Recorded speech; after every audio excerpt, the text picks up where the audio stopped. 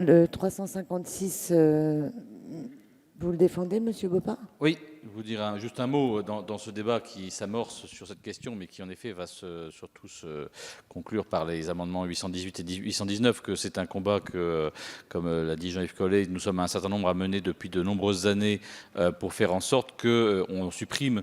progressivement, je tiens au mot progressivement, comme les uns et les autres, parce qu'il faut tenir compte de la situation existante, mais qu'on supprime la subvention à la pollution, qui existe aujourd'hui dans notre droit, qui est l'avantage fiscal dont bénéficie le diesel.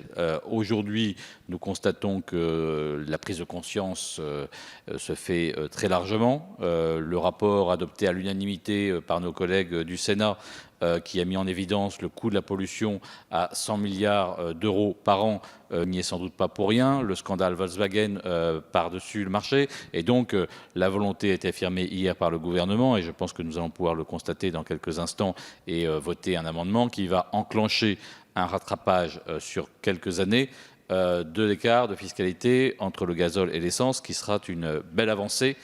pour l'écologie et pour la santé publique. Et je voudrais dire, dans le même esprit que ce que vient de dire Jean-Yves Collet, que notre souci est aussi d'accompagner nos concitoyens en la matière, parce que, évidemment, comme par après de nombreuses années où on a incité les ménages à acquérir des véhicules,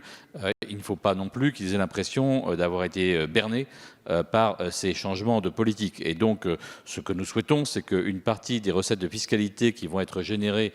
par cette évolution fiscale puisse être consacrée pour aider les ménages à changer de véhicule. Et j'en profite aussi pour dire que, puisque l'État est actionnaire des deux constructeurs automobiles nationaux, Peugeot et Renault, et bien que l'État profite de cet actionnariat pour négocier avec ces entreprises des feuilles de route pour dédiéseliser non seulement le parc existant, mais aussi évidemment les nouveaux véhicules, et que nos constructeurs nationaux se mettent à construire des véhicules moins polluants et plus sobres, qui correspondraient mieux à nos engagements, à la fois en termes de qualité de l'air et de lutte contre le dérèglement climatique.